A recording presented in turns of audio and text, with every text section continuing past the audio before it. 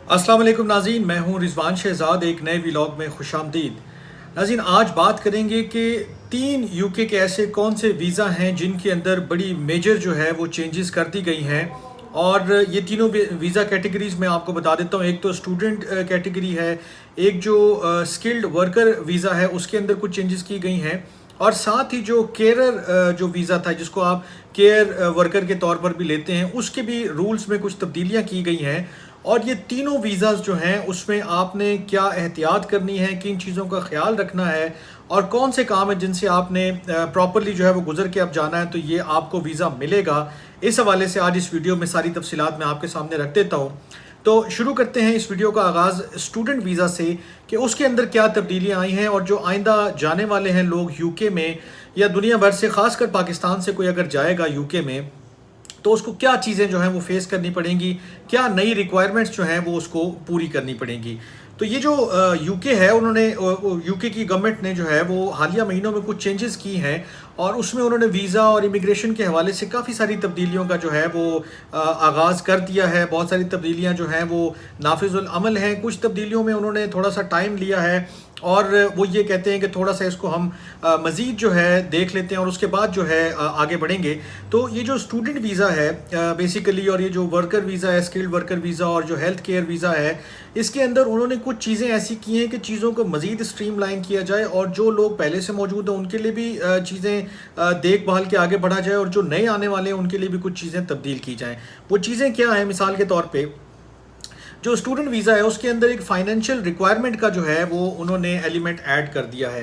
कि ये क्या मतलब, आप जब पहले स्टूडेंट के तौर पे यूके जाते थे तो चीज़ें कुछ मुख्तलिफ थी, लेकिन अब अगर आप जाएंगे तो आपको क्या फेस करना पड़ेगा, क्या चीज़ें पूरी करनी पड़ेगी, वो मैं आपके सामने रख देता हूँ। मिसाल के तौर पे जो स्टूडेंट्स थे पहले, उनको सिर्फ ट्यूशन फ़ीस, फ़्लाइट्स या जो उनकी रिहाइश है उसके हवाले से जो अपने फ़ंड्स हैं वो शो करने पड़ते थे कि जी मेरे पास सफिशेंट फ़ंड्स हैं और मैं अपनी जो चीज़ें हैं उनका ख्याल रख सकता हूँ, मैं आराम से जो है वो चीज़ें आगे बढ़ा सकता हूँ।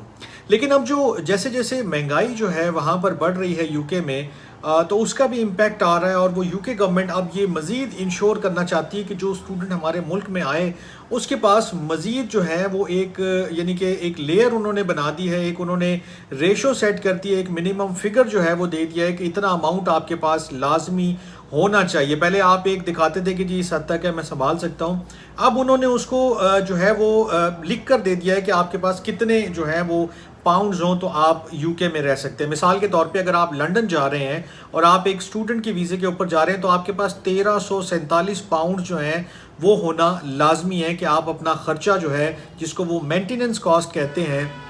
वो उठा सकते हैं। ये कॉस्ट आपके पास होगी तो वो इसको कंसिडर करेंगे, इन चीज़ों को वो वैल्यू देंगे कि ठीक है जी इसके पास इतने पैसे हैं कि ये आराम से इतने पैसे खर्च करके जो है वो काम चला सकता है। अगर आप लंदन में नहीं हैं और किसी और शहर में हैं तो फिर आपके लिए जो मेंटेनेंस कॉस्ट है वो 1136 पाउंड जो है वो रखी गई है। 9 महीने के लिए इसकी कॉस्ट कोई 1000 के आसपास रखी गई है। लेकिन इसमें दो चीज़ें अहम हैं, दोनों चीज़ें मैं आपके सामने रख देता हूँ। एक ये है कि इसका इतलाक़ जो है वो जनवरी 2025 से शुरू होगा, यानी कि ये जो आइंदा साल आने वाला जनवरी है उससे इसका जो है ये जो कंडीशन है ये लागू होगी। और अगर आपने अक्टूबर 2024 से पहले पहले कोई भी स्टूडेंट वीज़ा अप्लाई किया है या आप प्रोसेस में हैं तो फिर ये कंडीशन आपको अफेक्ट नहीं करेगी। ये जो फ्यूचर के स्टूडेंट्स हैं उनके लिए ये एक चीज़ उन्होंने लागू कर दी है कि आप जो बाकी चीज़ें आप दिखा रहे हैं कि आप मैनेज कर सकते हैं,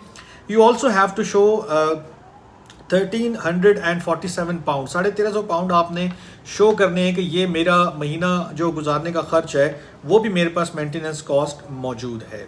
अब बात करते हैं कि जो स्किल्ड वर्कर वीज़ा है उसके अंदर क्या चेंजेस की गई हैं यूके गवर्नमेंट की जानिब से, कि जिनमें अगर आपने एक मामूली सी भी गलती की तो फिर आपका वीज़ा रिजेक्ट हो सकता है। लेकिन अगर रिजेक्ट हो गया तो आपके पास क्या चांस है कि आप उसको कैसे दोबारा जो है वो रिवाइव करवा सकते हैं, वो मैं आपके सामने रख देता हूँ डिटेल्स। यूके होम ऑफिस ने जो है वो स्किल्ड वर्कर वीज़ा में जो ऑक्यूपेशंस हैं, जितने भी उसमें शोबे रखे गए हैं, जॉब्स रखी गई हैं, और उसके साथ जो सैलरी का रेट है उसको रिवाइज़ किया है। उन जो कोड्स हैं उन जॉब्स के, और जो सैलरी का रेट है वो चूँकि नया है तो वो ये चाहते हैं कि अब जब आप वीज़ा अप्लाई करें, जब आप इस सिस्टम में आने की कोशिश करें, जब आप यूके के लिए जो है वो कमर कसें, तो आपको ये मालूम होना चाहिए, आप यूके की होम ऑफिस की जो वेबसाइट है उसको गाहे बगाहे देखते रहें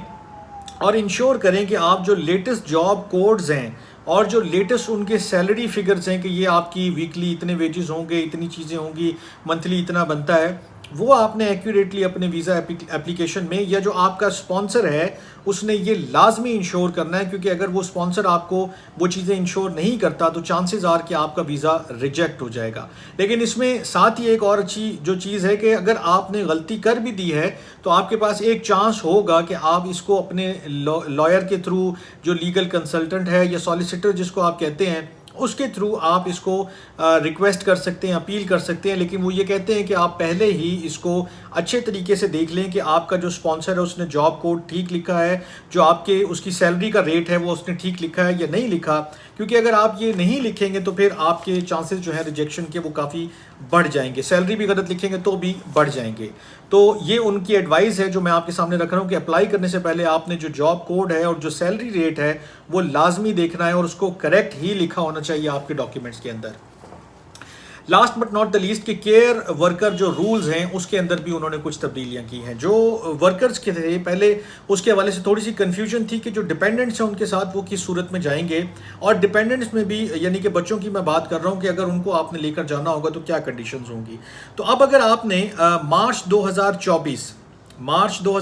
سے پہلے کیئر ویزا اگر آپ نے اپلائی کر دیا تھا تو پھر تو آپ ڈیپینڈنٹ کو آرام سے اپنے ساتھ لے کر جا سکتے ہیں۔ یہ بالکل سیدھا فارمولہ ہے کہ اگر مارچ 2024 سے پہلے آپ نے کیئر